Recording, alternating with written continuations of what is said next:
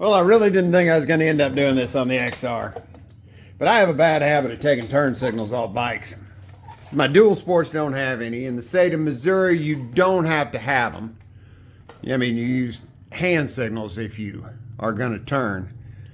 But my opinion is, you know, we're totally invisible when we're riding, and that blinking light's not going to make much difference. Plus the fact that somebody flapping their arm, you know, like, I'm turning. That gets their attention too. So, problem is, I don't like the turn signals. I don't like those bullets on the front. I looked for a bunch of different styles that I could put there and back there on the rear. Found some that might be okay, but still. And I had the clear lenses on these. I got a video on putting the clear lenses on these. Well, the front ones, the front clear lenses pretty much fell apart. They started cracking, so I ended up putting the ambers back on. And in the back here, if you saw that video, they didn't fit in there. They didn't fit in there right anyway, and I had to hold the lens on with some tape. So I was just messing around today, going to see about putting some different lights on that I might like better. And we get to pulling this out, and good old Harley, look at that. Bracket on the inside, and the plug won't fit through the hole. So just to take it off and look at it, I'm going to either have to take the wiring plug apart and get it through there, and it's just like, I don't care. I also had got a nice LED tail light that, you know, doesn't stick out like the factory ones, but I didn't put it on when I first got it, because instead of just regular wiring stuff, the tail light hooks into this assembly. Tail light, and that goes the wiring harness. Then these are where your turn signals plug in, and that's where the tail light plugs in. So I was going to have to wire into this mess. So we're not going to do that either. So we're just going to take that stuff off, put my new tail light in, probably trim along there to get rid of those holes, streamline that back in. And also, I believe this wedged in module here with all that cobbled up wiring is your turn signal switch thing, whatever. And I don't have the security system, because the security system can be built into that too. So we're going to take this off, strip out some wiring, make the bike lighter and more streamlined. Okay, we've got this turn signal module out. It said it plugged into here. We had another wire plug, this one here that goes up. It just dead ends. I think it was for the hands-free stuff that this bike doesn't have. And this bike doesn't have a full security system. It doesn't have a chipped key or anything like that. But your turn signal module drops in a hole underneath the battery like that. We've got that pulled out, and those babies are expensive. But what that does, it's also tied into the starting circuit. Well, I got a whole list of the wiring there. Neutral switch. I don't have a side stand switch. This thing never has since I had it. I don't know if it was supposed to and somebody's taken it off, but it's got a lot of stuff that keeps the starter from engaging. And I went ahead and jumped the starter. Bike fires right up. Everything runs just fine without that, except that we have the little key light there lit up. So I should be able to, I'll probably take it out at some point. And this is a long-term project, not just to take off the turn signals, but we're going to end up with different handlebars, probably some Pro Taper style bars, different switch gear. I never have got to where I like the large grips. So we're going to go to something that has a 7/8 bar with smaller grips. Stuff like this, super heavy, should be made out of aluminum. Going to trim this down a bunch, use that shorter LED tail light. So it's going to be a long-term project, but right now we're just going to do a deep dive into the wiring, get everything removed that we can take out, and rewire what we need to for the starter to where we can get it to start. Okay, we made a little more progress here. Pulled out that stupid bracket that went along the the backbone there that held all this crap in. Lots of zip ties and pieces of tape. But here is the plug that went to the TSM. Here is the plug. That's just a cap. Like I said, I think that was for the hands-free stuff. So we'll get rid of that wires. Those wires, we'll get rid of most all of those wires. And then I found another connector that was for something else that was just abandoned back in there. I mean, it's capped off,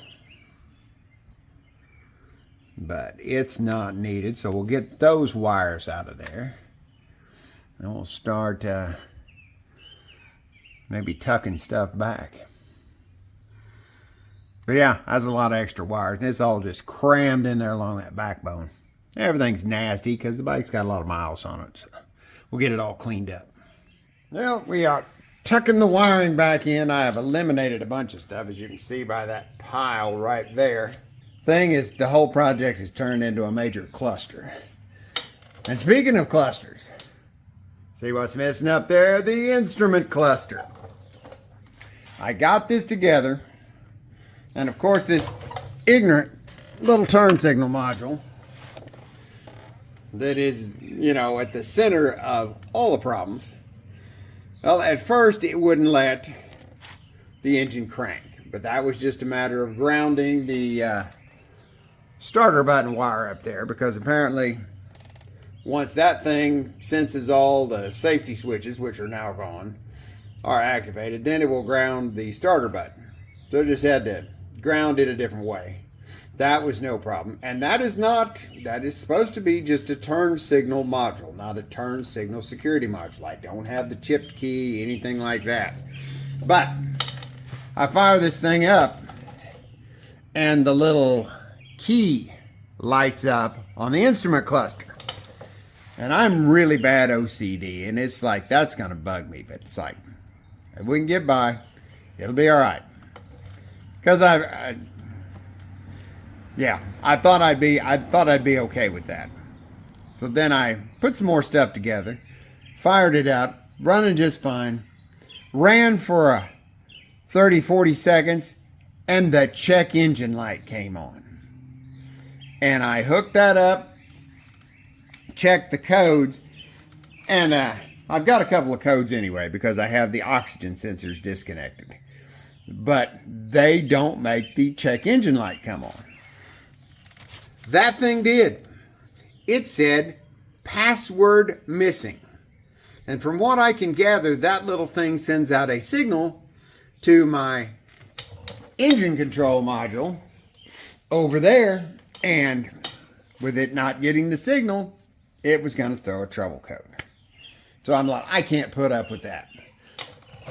So I thought, well, I'll take the instrument cluster apart and just remove the little LEDs for the key and the check engine light, because I can check codes anytime I need to.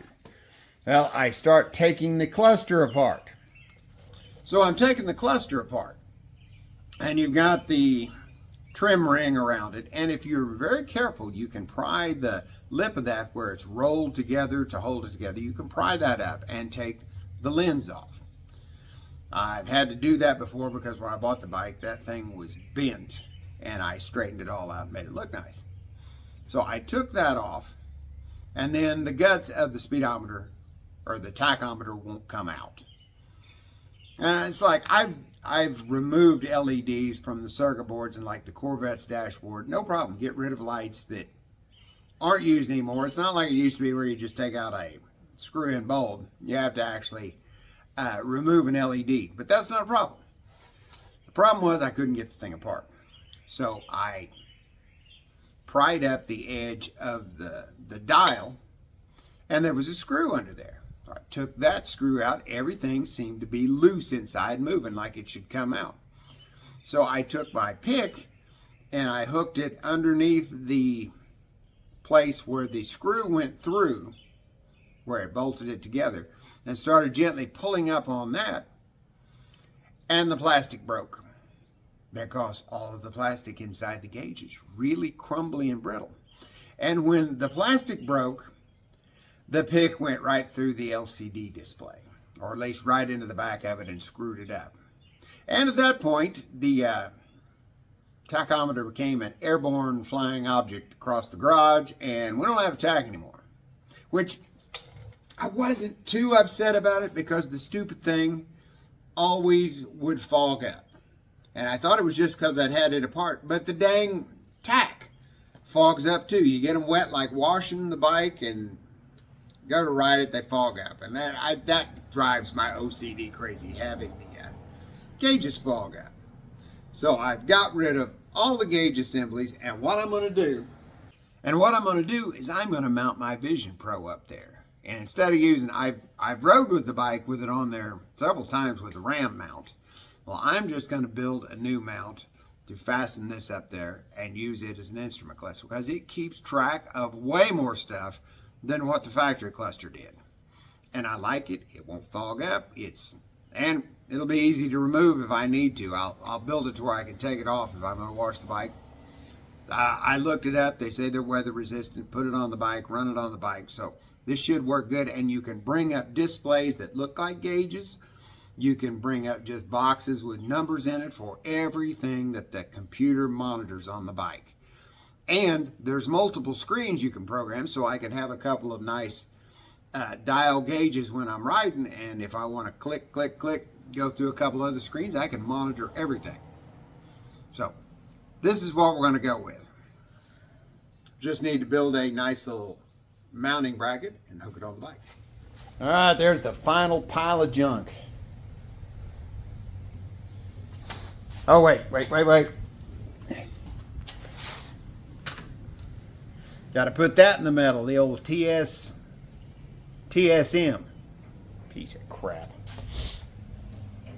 She's out there ready to go, so let's take it for a ride. Boy, at one point there, I was really kicking myself for starting this project, since it all went kind of sideways. But now that it's done, I am super happy with the way it turned out.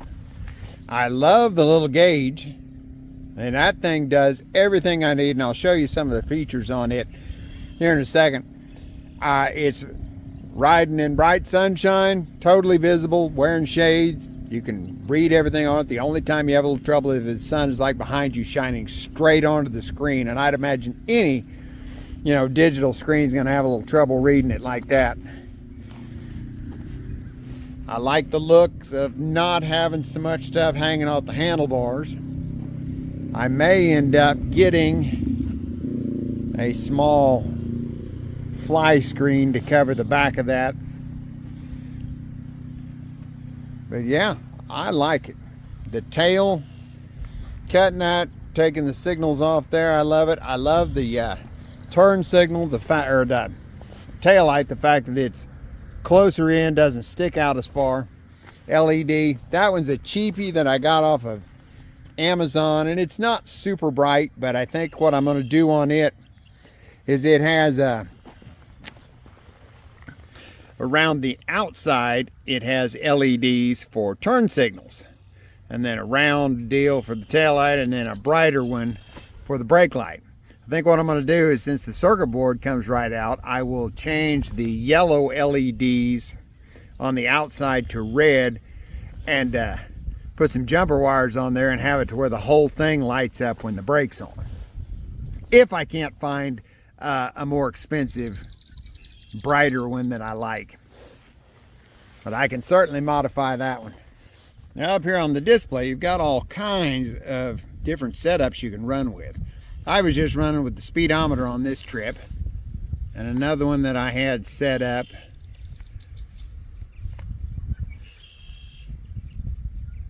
was this one here. I was running the tach there, speedometer there, trip meter there, and cylinder head temperature down at the bottom. Now, one thing that I did lose was my rolling odometer, that the factory speedometer has. But you've got two different trip meters, and I noticed that if you have them up, I double checked this, if you have them up to where it's monitored, it doesn't have to be on that screen. So see, my mileage went up even though I wasn't running on this screen, so I could use like trip A for keeping track of my fuel, and trip B for a rolling, keep track of how many miles are on the bike. Because you've got just so many different You can put anything the computer monitors, you can put it up on the screens here.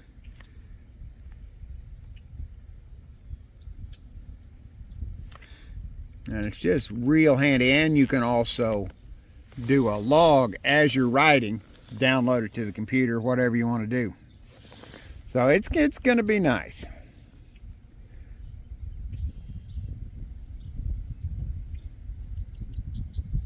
I mean, on these screens, you just click that, what signal you want, and then you have a whole list of stuff you can choose from that you can put on there.